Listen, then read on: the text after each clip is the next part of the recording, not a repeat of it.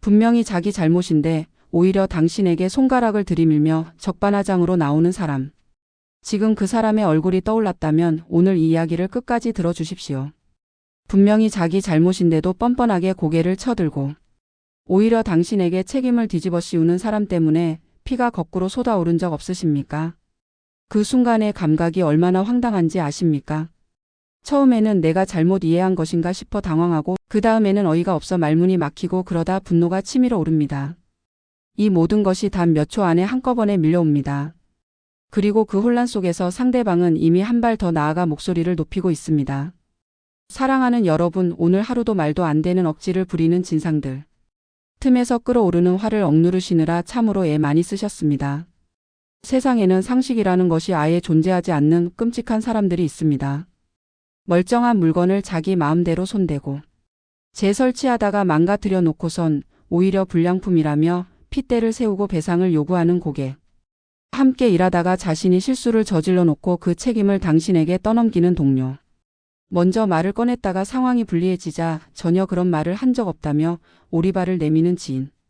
이런 사람들을 만날 때면 억장이 무너집니다. 처음에는 오해가 있는 것 같아 좋은 말로 상황을 차분히 설명해 보려 하지만 돌아오는 것은 내 말을 싹둑 자르는 막무가내식 폭언과 갑질 뿐입니다. 그리고 이상한 일이 벌어집니다. 분명히 내가 잘못한 것이 없는데 어느새 내가 잘못한 사람처럼 상황이 흘러가고 있는 것입니다. 상대방은 목소리가 점점 커지고 나는 그 기세에 눌려 점점 수세에 몰립니다. 설명하면 할수록 더 얽히는 것 같고 내 목소리는 점점 작아집니다. 내 잘못이 아님을 증명하려 애쓸수록 기가 빨리고 억울하고 분한 마음에 심장이 벌렁거려 도무지 밤잠을 이룰 수가 없습니다. 그 일이 있고 난 뒤 며칠이 지나도 샤워를 하다가도 밥을 먹다가도 그 사람의 얼굴과 그때 들었던 말들이 떠오릅니다. 그리고 그때 이렇게 말했어야 했는데 저렇게 대응했어야 했는데 하는 후회가 밀려옵니다. 그 사람은 이미 까맣게 잊고 편하게 살고 있는데 당신만 혼자 그 분노와 억울함을 붙들고 있는 것입니다. 대체 저런 막대먹은 인간들은 어떻게 상대해야 하는 것일까요? 오늘 그 답을 드리겠습니다. 그리고 이 이야기가 끝날 때쯤에는 다음에 그런 상황이 오더라도 더 이상 당황하거나 끌려다니지 않을 수 있을 것입니다. 말이 안 통하는 짐승 같은 사람을 붙잡고 당신의 그 고귀한 논리와 도덕으로 설득할 수 있을 거라 아직도 헛된 기대를 하고 계십니까? 한번 솔직하게 돌아보십시오. 지금까지 그런 사람들을 논리적으로 설득해서 성공한 적이 있었습니까? 내 말이 틀리지 않았는데도 상황을 아무리 명확하게 설명해도 상대방이 그렇군요. 제가 잘못했네요 라고 인정한 적이 있었습니까? 아마 없었을 것입니다.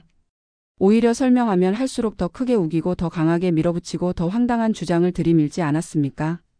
그 이유가 무엇인지 아십니까? 그 사람들은 처음부터 진실에 관심이 없기 때문입니다. 무례함의 극치를 달리는 인간들에게 상처받은 우리에게 철학자 아르투어 쇼펜하우어는 아주 차갑고도 잔인한 해결책을 던집니다. 야만인에게는 이성이 아니라 힘과 단호함만이 통한다. 이 말이 처음에는 너무 거칠게 느껴질 수 있습니다. 하지만 이것은 상대방을 적으로 여기고 싸우라는 말이 아닙니다. 상대방이 어떤 언어에 반응하는 사람인지를 정확하게 파악하고 그 언어로 대응하라는 말입니다. 이성과 논리에 반응하는 사람에게는 이성과 논리가 효과적입니다. 하지만 이성과 논리를 처음부터 무시하는 사람에게는 이성과 논리가 아무 힘이 없습니다. 그런 사람에게 효과적인 언어는 단호함과 확고함입니다. 억지를 부리는 진상들은 애초에 대화를 통해 진실을 밝히거나 문제를 해결할 생각이 눈꼽만치도 없는 야만인들입니다. 그들은 목소리를 크게 내어 당신을 겁먹게 하고 기선을 제압해 자신의 이익을 강탈하려는 짐승의 본능에 충실할 뿐입니다. 이것이 그 사람들의 전략입니다. 의도적이든 아니든 그들은 이미 수없이 이 방법을 써왔고 그때마다 상대방이 당황하거나 물러서는 것을 경험했습니다. 그래서 계속 같은 방식을 씁니다. 효과가 있었으니까요. 그런 야만인 앞에서 예의를 갖추고 이성적으로 논리정연하게 상황을 설명하려 드는 것은 배고픈 맹수 앞에서 셰익스피어의 아름다운 시를 읊어주는 것만큼이나 멍청하고 우스꽝스러운 행동입니다. 맹수는 당신의 시에 감동받지 않습니다. 맹수는 당신이 시를 읊고 있는 동안 당신이 무방비 상태임을 확인할 뿐입니다. 그리고 그 순간을 놓치지 않습니다. 이것을 알면 당신이 해야 할 일이 분명해집니다.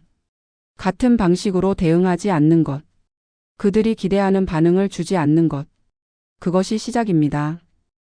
억울함을 풀기 위해 그게 아니라 제 말 좀 들어보세요 라며 길게 변명하고 매달리는 순간 상대방이 속으로 쾌재를 부른다는 사실을 아십니까? 이것이 왜 그런지 이해하면 앞으로 절대로 그 실수를 반복하지 않게 됩니다. 상식이 없는 사람들은 당신이 억울해하며 당황하는 모습을 즐깁니다.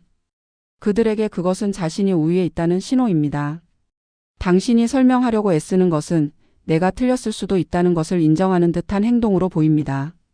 당신이 화를 내며 논리적으로 반박할수록 그들은 당신이 자신의 도발에 걸려들었다고 생각하며 더욱더 끈질기게 물고 늘어집니다.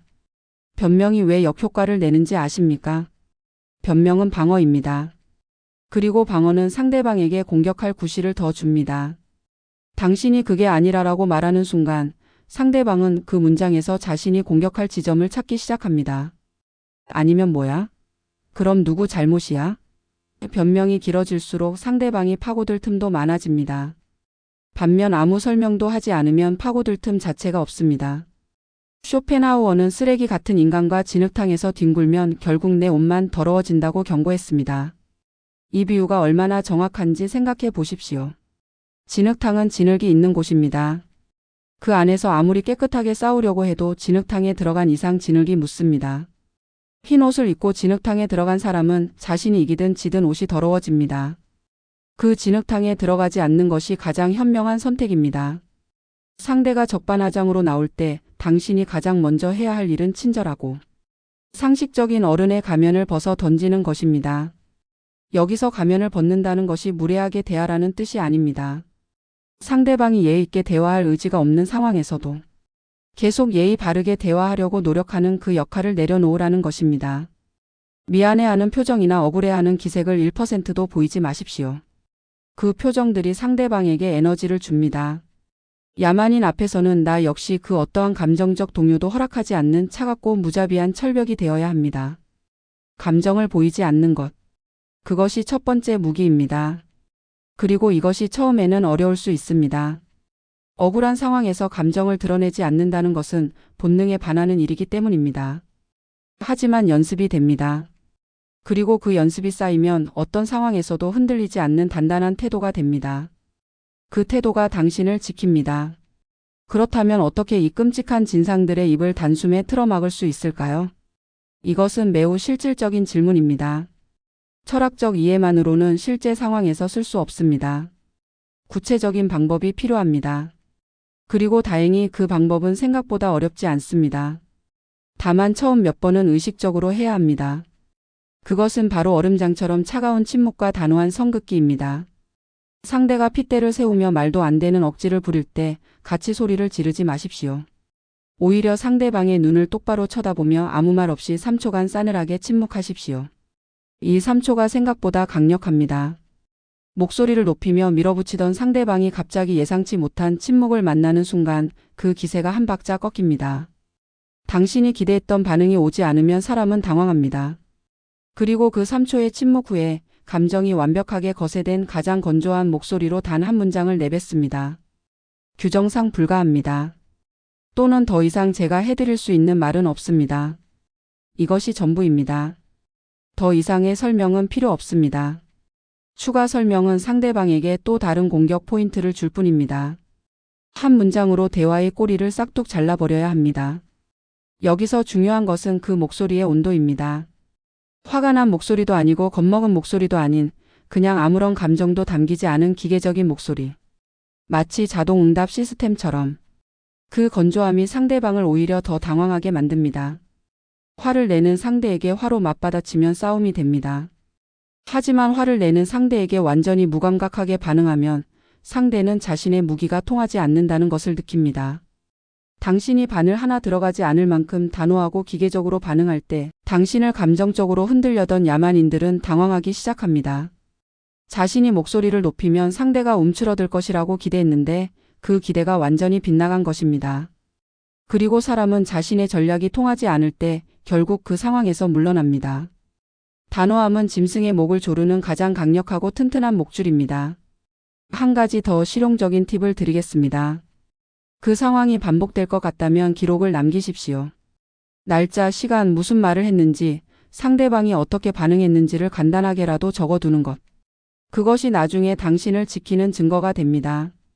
그리고 기록을 남기겠다고 상대방에게 알리는 것만으로도 많은 경우 상대방의 태도가 바뀝니다. 자신의 행동이 기록된다는 것을 아는 순간 사람은 조심해집니다. 오늘 하루 종일 그 막대먹은 인간의 얼굴과 폭언이 머릿속을 맴돌아 정작 당신의 소중한 일상과 가족마저 내팽개치고 씩씩거리고 계시진 않나요?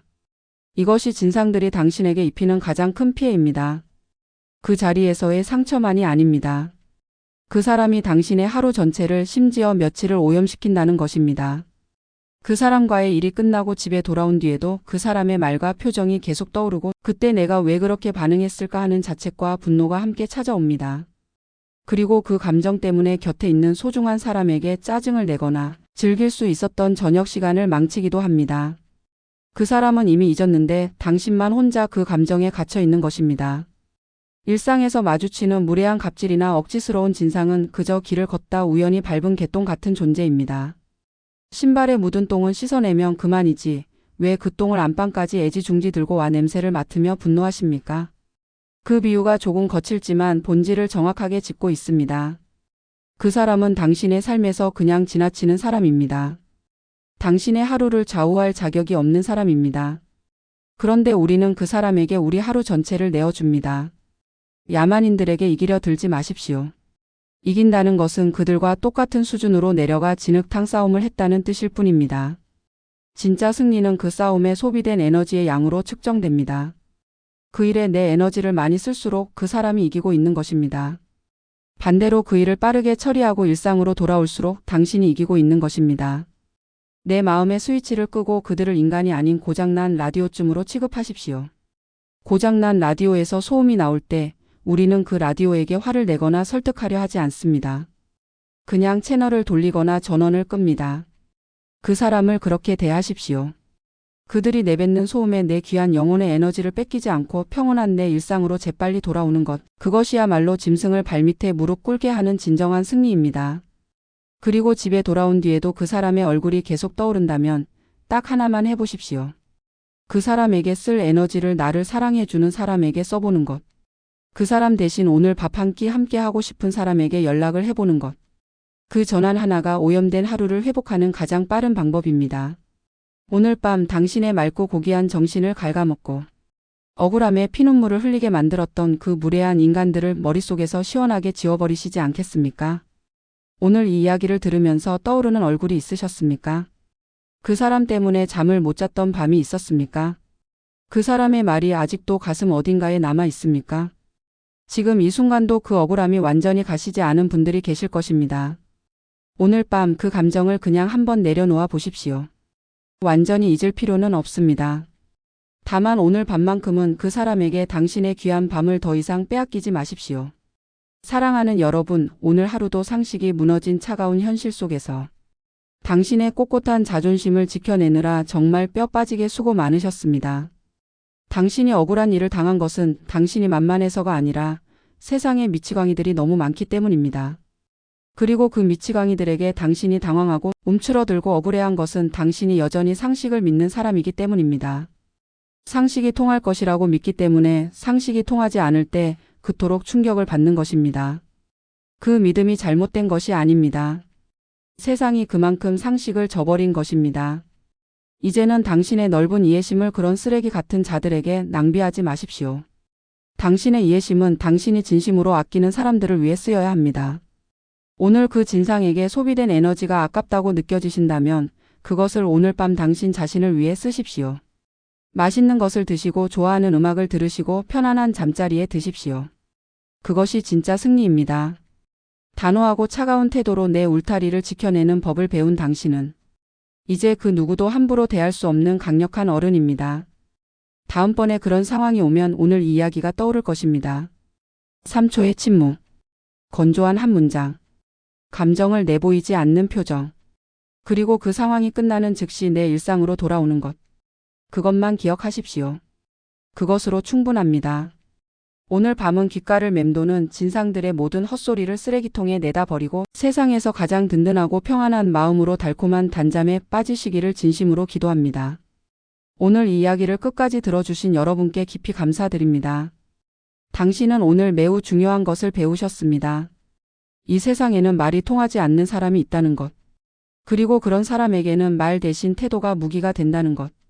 이 두 가지를 아는 것만으로도 앞으로 당신이 그런 상황에서 훨씬 덜 상처받을 수 있습니다. 저희 채널 인생의 마지막 수업은 오늘 이 이야기처럼 살아오며 미처 듣지 못했던 말들을 전하는 곳입니다.